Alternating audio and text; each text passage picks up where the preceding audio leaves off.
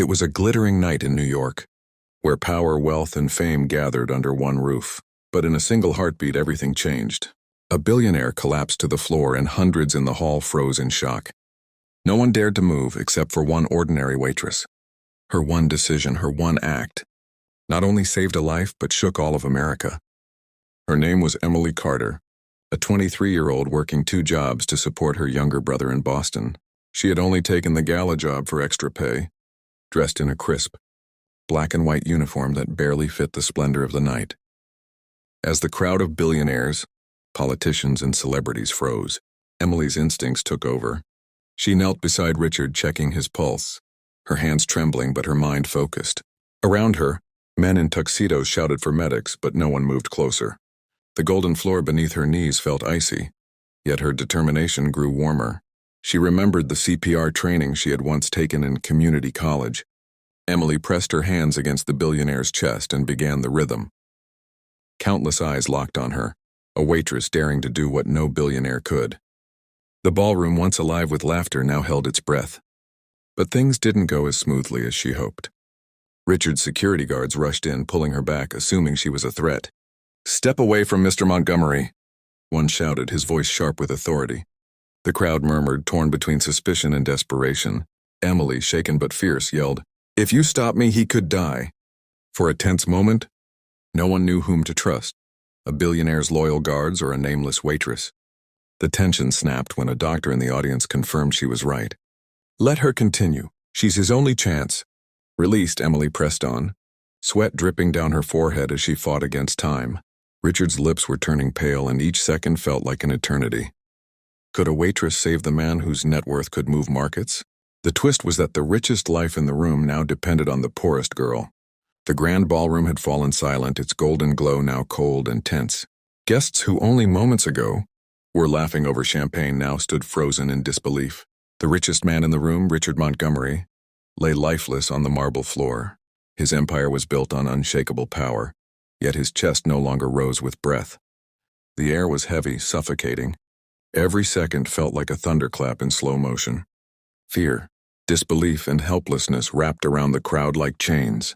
Emily Carter's palms pressed firmly on Richard's chest, her mind racing faster than her heartbeat. She could feel the weight of hundreds of eyes piercing her back. She wasn't a doctor, wasn't a celebrity, wasn't even supposed to be in the spotlight. She was just a waitress. But at that moment, titles didn't matter. Life or death did. Her training echoed in her head. Stay calm. Don't stop. Keep going. She counted compressions under her breath, trying to drown out the gasps around her. Then came the resistance. Richard's towering bodyguards lunged forward, suspicion flaring in their eyes. To them, she was a stranger touching their boss, and that alone was unacceptable. Strong hands gripped her shoulders, pulling her back with force. The crowd stirred, torn between fear of failure and fear of trust. Emily's voice cracked through the tension. "If you stop me now, he will die." The words cut through the silence like lightning, forcing everyone to freeze. For a heartbeat, no one moved. The bodyguards hesitated, doubt flickering in their eyes. That hesitation was everything. From the far side of the hall, a voice rose, a doctor among the guests. "She's doing the right thing," he said firmly. "If she stops now, he has no chance." The crowd shifted, whispers turning into agreement. The guards released their grip reluctantly, and all attention returned to Emily. She bent down again, sweat dripping onto the billionaire's tailored suit. Time stretched painfully. Each compression felt like pushing against fate itself. The sound of her hands hitting his chest echoed across the silent ballroom. Richard's face turned pale, his lips blue, his body heavy and unresponsive. Emily's arms trembled, but she refused to give in. Around her, some people covered their faces, others whispered prayers. And in that long, unbearable wait, the unspoken question tortured every soul in the room. Would the billionaire breathe again? And then it happened, a twitch. A faint spasm coursed through Richard's chest.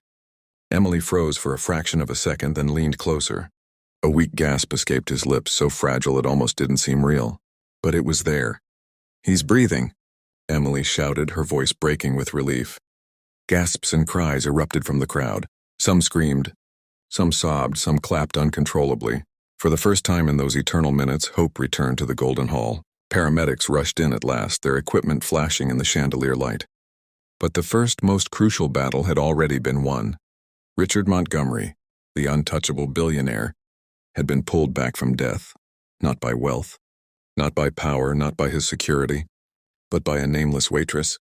As they lifted him onto the stretcher, his trembling hand reached out, catching Emily's wrist for a single second. That single touch told a story words could never capture, and everyone present knew they had witnessed not just survival, but a miracle. The headlines the next morning stretched across every major newspaper in America. Waitress saves Wall Street titan. Television anchors replayed the dramatic footage again and again. The moment Emily Carter's hands pressed life back into Richard Montgomery. She had walked into the gala as a nameless server and walked out as a symbol of courage. Suddenly, America knew her name. At Mount Sinai Hospital, Richard recovered slowly, but his words to the press carried more weight than any stock market report. "She didn't just save my life," he whispered, his voice trembling. "She reminded me what life truly means." For a man who had lived, surrounded by wealth, it was a revelation carved into his soul. His empire seemed insignificant compared to the, kindness of a girl who had nothing but bravery. Emily, who had once juggled 2 jobs to support her younger brother in Boston, found herself overwhelmed by letters, calls, and messages from strangers across the country. Students wrote essays about her. Workers called her an inspiration, and even leaders praised her selflessness. For the first time, she realized that true greatness isn't measured by the size of a bank account, but by the strength of the human heart. Weeks later, when Richard invited Emily to his office, it wasn't with the arrogance of a billionaire but the humility of a man reborn. He promised to fund scholarships for young people like her, ordinary heroes with extraordinary potential. But Emily's smile said it all. She never acted for reward. Her courage came not from what she could gain, but from what she refused to let the world lose. And so her story became more than a headline. It became a lesson whispered in schools, a tale retold in families, a reminder etched into the conscience of a nation. That night in New York proved that courage can rise from the most unexpected places. A billionaire collapsed, but a waitress stood tall, and in doing so, she showed the world that the greatest wealth of all is compassion.